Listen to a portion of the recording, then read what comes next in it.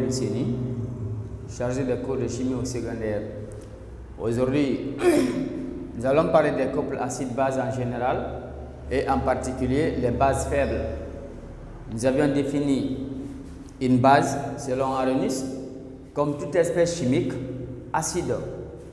Toute espèce chimique, je veux dire ion ou les ions H- par réaction avec l'eau. Et sur ce, nous avons dit que les bases se répartissent en deux types. Soit la base est faible ou soit la base est forte. Aujourd'hui donc, nous allons parler ici de base faible. Une base faible donc est toute base dont sa réaction de dissociation dans l'eau est partielle. On va porter cette définition. Base faible est toute base dont sa réaction de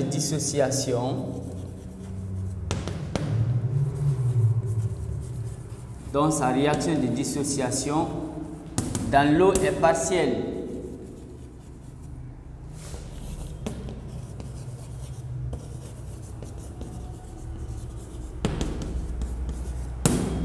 Alors, il y a plusieurs bases faibles telles que l'ammoniac. NH3 est une base faible. L'ion éthylammonium, je veux dire l'ion éthanoate, le CH3, COO- est une base faible. L'ion acétate, le HCOO- est une base faible, etc., etc. Mais parmi ces bases faibles, le programme de terminale existe alors comme exemple d'étude l'éthanoate de sodium ou acétate de sodium de formule CH3 COONA. Et comme propriété physique, l'éthanoate de sodium est un solide cristallisé mais qui est très soluble dans l'eau, dont sa dissociation est totale. Voici son équation. On a le CH3 COONA qui, en présence de l'eau, va donner le CH3 COO- plus Na+. Voilà l'équation de dissociation de sodium. Dans cette équation, il n'y a pas d'ion H-. Ça veut dire que cette équation ou cette réaction n'est pas suffisante pour mettre le caractère basique de l'espèce en évidence. Dans ce cas, il faut encore faire réagir l'ion éthanoate alors dans l'eau. Voilà la deuxième équation. On a le CH3COO- plus de l'eau. Cette réaction est partielle. Donc ça va donner ici la molécule d'acide éthanoïque plus l'ion HO-. Donc cette deuxième équation libère l'ion HO-, ce qui met en évidence le caractère basique de CH3COO-.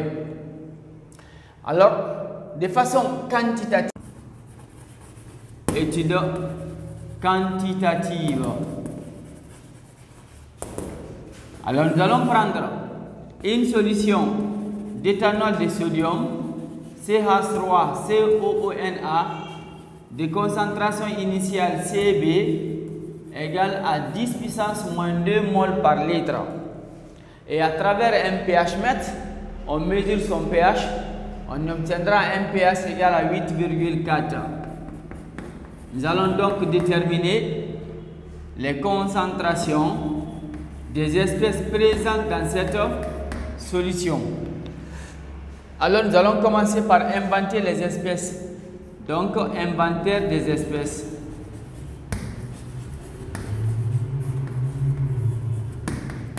Alors, dans une solution, nous avons dit que les espèces se répartissent en deux types.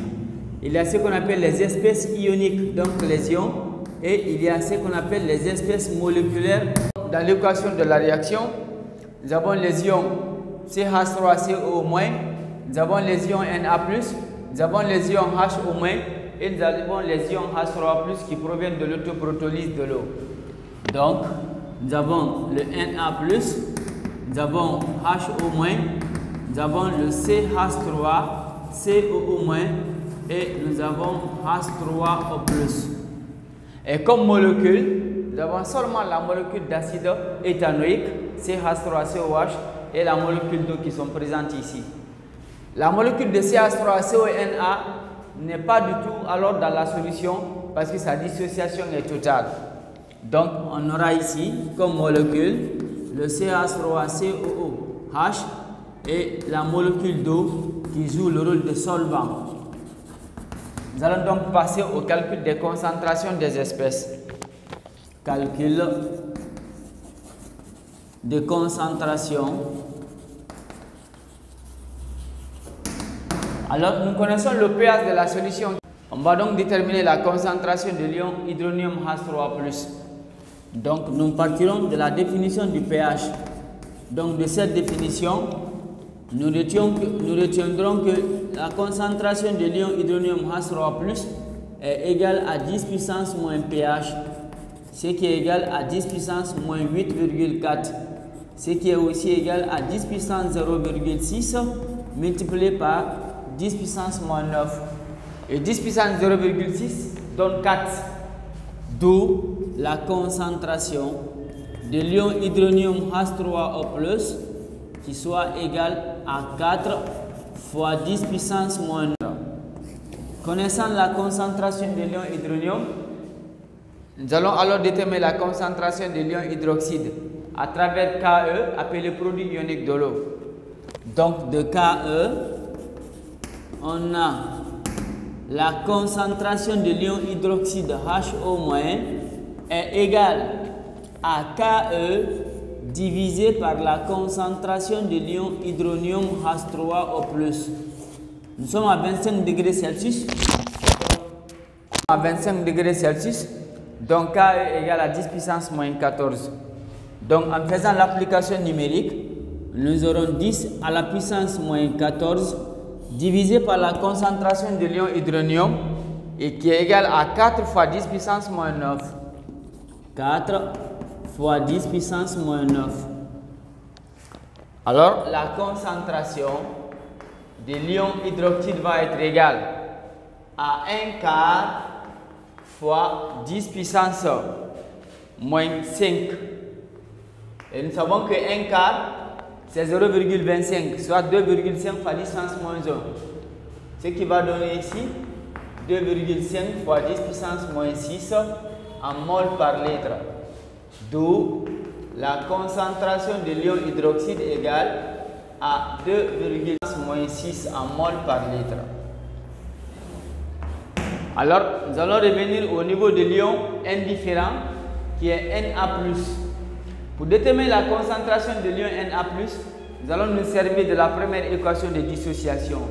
Et d'après cette équation, le coefficient de CH3CO- est égal au coefficient de Na+, qui est aussi égal au coefficient de l'espèce moléculaire CH3CONA. Dans ce cas, Na+ et CH3CONA ont la même quantité de matière. Et comme les deux là sont dans la même solution, alors les deux aussi doivent avoir la même concentration. Donc nous allons dire ici, d'après l'équation, on a la quantité de matière de CH3COONA est égale à la quantité de matière de Na+. Cela signifie que la concentration de Na+ est égale, qui est notée Cb, ce qui est égal ici à 10 puissance moins 2 mol par litre. Et il va rester un seul ion. Pour le seul ion, on va utiliser ce qu'on appelle l'électroneutralité de la solution. Donc, d'après la neutralité électrique de la solution, on a la somme des concentrations des ions positifs appelés cations est égale à la somme des concentrations des ions négatifs appelés anions, mais sa concentration doit être multipliée par la valeur absolue de sa charge. Donc, comme ion positif ici, nous avons l'ion hydronium H3O+, nous avons l'ion sodium Na+, qui sera égal à la somme des concentrations des ions négatifs. Et comme ion négatif ici, nous avons HO- plus la forme basique qui est CH3COO-. De là, on tire la concentration de l'ion éthanoate. La concentration de CH3COO- égale à la concentration de l'ion hydronium H3O+, plus la concentration de l'ion sodium Na+, moins la concentration de l'ion hydroxyde HO-. Alors ici, en comparant les puissances de 10, on constate que la concentration de l'ion hydronium, qui est égale à 4 fois 10 puissance moins 9, est doublement inférieure à la concentration de l'ion hydroxyde, qui est égale à 2,5 fois 10 puissance moins 6, qui à son tour est doublement inférieure à la concentration de l'ion sodium, qui est 10 puissance moins 2. Par conséquent, on peut négliger les concentrations des ions hydronium et hydroxyde devant l'ion sodium. Donc, on va noter que la concentration de l'ion hydronium est doublement supérieure à la concentration de l'ion hydroxyde, inférieure, je veux dire, doublement inférieure, qui à son tour est de l'ion sodium. D'où la concentration de CH3COO- est sensiblement égale à la concentration de Na+, ce qui est égal à 10 puissance moins 2 mol par litre. Nous avons fini donc de calculer les concentrations des ions présents dans cette solution. Il va rester maintenant les molécules. Parmi les molécules, c'est seulement la molécule d'acide éthanolique qui va nous concerner ou nous intéresser, parce que l'eau, sa concentration est une constante, quelle que soit la solution. Et nous avons dit que sa concentration reste égale à 55,55 mol par litre. Alors ici, on va alors utiliser la concentration de l'espèce matière. Conservation de la matière. D'après cette conservation, alors on aura ici la concentration initiale Cb égale à la concentration de la forme disparue qui est CH3COOH plus la concentration restante qui est CH3COO-. De là, on tire la concentration de l'espèce moléculaire qui est CH3COOH. Cette concentration va être égale à la concentration initiale qui est Cb moins la concentration de l'ion éthanoate qui est CH3COO-. En faisant la 10 puissance moins 2 moins 10 puissance moins 2 et ça va donner 0. C'est le 0 là qu'il faut éviter parce que lorsque la concentration de cette molécule est égale à 0, cette deuxième équation n'aura plus de sens. Elle ne va même pas exister. Alors il faut tout faire pour éviter d'avoir 0 dans cette conservation. Et dans ce cas, il faut obligatoirement remplacer la concentration de l'ion éthanoate par son expression dans l'électroneutralité de la solution. Donc, on va alors poser que la concentration de l'ion éthanoate CH3COO- est égale à la concentration de l'ion hydronium plus la concentration de l'ion sodium Na+, moins la concentration de l'ion hydroxyde. Alors, on remplace maintenant cette expression dans l'expression de CH3COOH. En remplaçant ces expressions-là par leurs valeurs, on va trouver ici la concentration égale à 0. Dans ce cas, la deuxième équation ne va pas exister, n'aura pas sa place. Donc, il faut éviter d'avoir 0. Pour éviter d'avoir 0 ici, on va remplacer la concentration de l'ion éthanoate par son expression dans l'électroneutralité qui n'est autre que concentration de l'ion hydronium plus concentration de l'ion sodium moins concentration de l'ion hydroxyde. Alors en remplaçant, on aura la concentration de CH3COOH va être égale à Cb. On fait rentrer donc le si moins.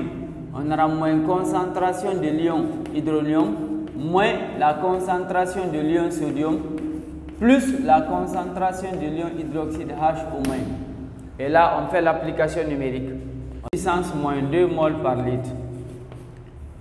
Moins la concentration de l'ion hydronium, c'est 4 fois 10 puissance moins 9. Moins 10 puissance moins 2, qui représente la concentration de l'ion sodium, plus 2,5 fois 10 puissance moins 6. Alors, dans cette expression, dans cette opération, 10 puissance moins 2 et 10 puissance moins 2 vont se simplifier. Il va rester donc 2,5 fois 10 puissance moins 6 moins 4 fois 10 puissance moins 9. Et nous avons dit qu'on peut négliger 10 puissance moins 9 devant 10 puissance moins 6. Par conséquent, la concentration de CH3, COOH est sensiblement égale à la concentration de l'ion hydronium hydroxyde H- qui soit égale à 2,5 fois 10 puissance moins 6 en mol par litre. Donc, nous avons déterminé les concentrations de toutes les espèces présentes dans la solution.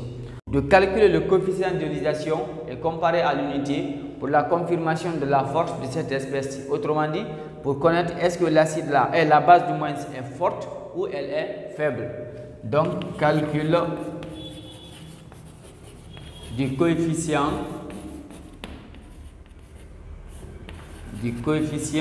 d'ionisation qu'on note souvent par alpha.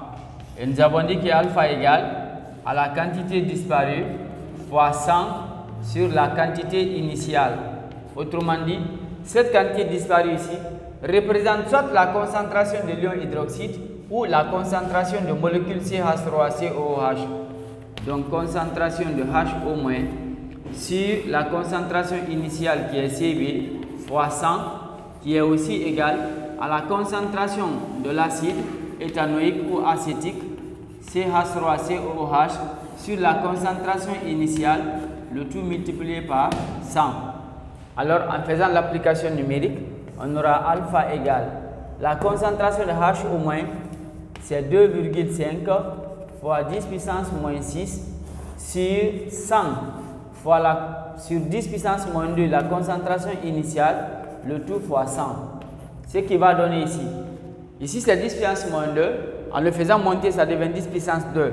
10 puissance 2 fois 10 puissance 2, ça va devenir 10 puissance 4. Donc on aura 2,5 fois 10 puissance moins 6 multiplié par 10 puissance 4.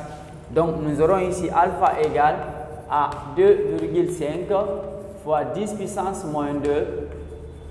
Alors ce qui va être égal à 25 fois 10 puissance moins 3, soit 25 sur 1000. Donc ce coefficient d'ionisation alpha ici est très inférieur à l'unité. Donc le CH3 COONA est une base très faible. C'est une base très faible. Alors, ce rapport veut dire quoi? Que lorsque nous avons introduit 25, nous avons introduit 1000 qui se sont ionisés. Donc la quantité ionisée est très minime par rapport à la quantité initiale. Par conséquent, la dissociation va être très partielle. Donc l'espèce que nous avons à faire ici qui est l'éthanol de sodium ou acétate de sodium reste considéré comme une base très faible. Nous allons parler de définition des acides et bases selon Bronsted. Il y a deux savants qui ont eu à définir les acides et les bases. Le premier s'appelle Arrhenius et le deuxième c'est Bronsted. Arrhenius, lui, dans ses définitions, il a tenu compte du milieu réactionnel, autrement dit, de la présence du solvant, qui est l'eau. Alors que Bronsted, quant à lui, il n'a pas tenu compte du milieu réactionnel, autrement dit, du solvant. Il a juste tenu compte du besoin qu'a l'espèce, soit l'acide ou la base. Alors, il a défini une espèce acide comme toute espèce capable de libérer au moins un seul proton H+. Et il a également défini la base comme une espèce chimique qui peut être un ion ou une molécule, mais qui soit aussi capable de capter un proton H+. Donc, on va définir ces deux espèces selon Bronsted. Et toute espèce chimique, ion ou molécule, capable de céder au moins un proton H+. Voilà, je donne quelques exemples de réactions ou d'acides qui libèrent le proton H+. Lorsque je prends par exemple le HCl, alors il peut libérer ici un proton H+, et pour donner le Cl-. Quand je prends l'acide acétique ou l'acide éthanoïque, lui également, il peut libérer ici un proton H+, plus ici le CH3COO-, etc., etc. Alors que il définit alors les bases comme toute espèce chimique, ion ou molécule capable de capter alors le proton H+. Donc, base égale toute espèce chimique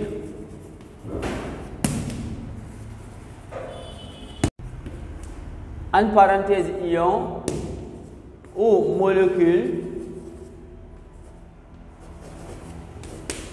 capable de capter au moins un proton H+.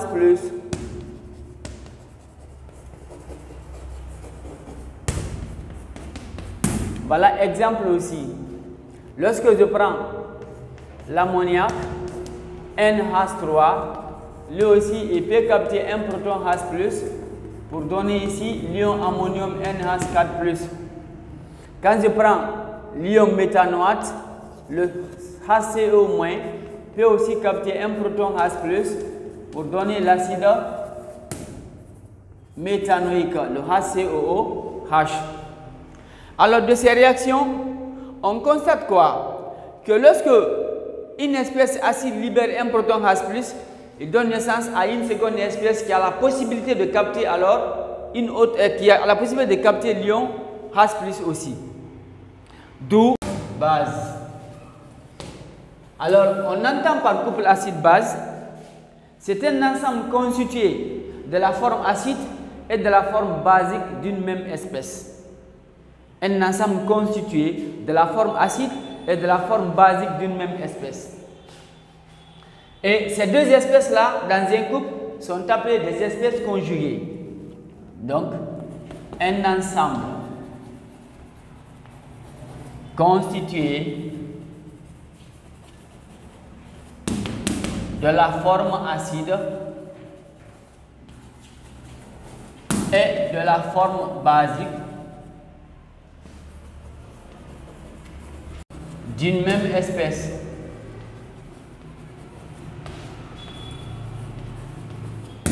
Voilà. Donc, les deux formes-là, alors s'écrivent de la manière suivante. La forme acide doit être à gauche de la barre et la forme basique doit être à droite de celle-ci. Je vais donner des exemples de couple acide-base ici. Je prends par exemple le HCl barre Cl-. J'ai ici le CH3 COOH barre CH3 COO-. Je prends le HF barre F-. Je prends le HBr barre Br-. Je prends le C6 H5COOH barre C6 H5COO-. Ces espèces-là, la forme acide et la forme basique d'un couple, sont appelées des espèces conjuguées. Forme acide et forme basique sont appelées espèces conjuguées.